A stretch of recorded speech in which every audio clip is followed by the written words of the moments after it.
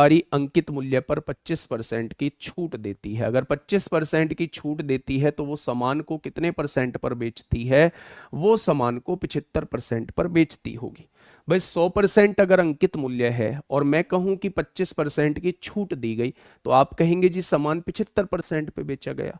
उसने कहा है जिसके कारण उसे 13% की हानि होती है। 13% घाटे का मतलब है सामान का 87% पर बेचना। भाई 13% का 100% कितने मूल्य होता है, और उसमें 13% का मुझे घाटा हो गया, तो सामान को 87% पर बेचा होगा।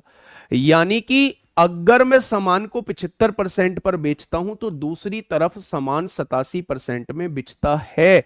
अगर यहां 1% पर सामान को बेच रहा होता तो दूसरी तरफ मेरे भाई इतने परसेंट पर सामान बिच रहा होता।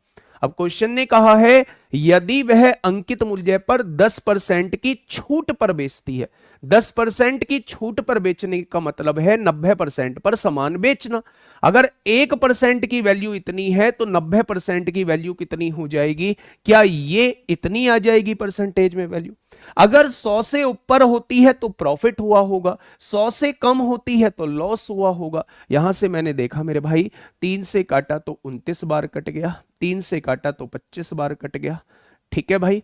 अच्छा एक काम करते हैं मेरे भाई, यहां 5 से काटते हैं 18 बार कटेगा, 5 से काटे हैं 5 बार कटेगा। वैसे तो 4 गुना करके डायरेक्टली आ जाता, लेकिन कोई नहीं। 18 निम्मा 162 को 2 हासिल 16, 18 दूनी 36 और 16 52 हो जाएंगे। मेरे भाई 5 से डिवाइड करिए, 5 एकम 5 होगा, 0 5 चौक 20 होगा, 104.4%। 104.4% का मतलब क्या है? 104.4% का मतलब क्या है? 100 से कितना ऊपर है? 4.4, तो प्रॉफिट क्या हो जाएगा? 4.4% का प्रॉफिट हो जाएगा।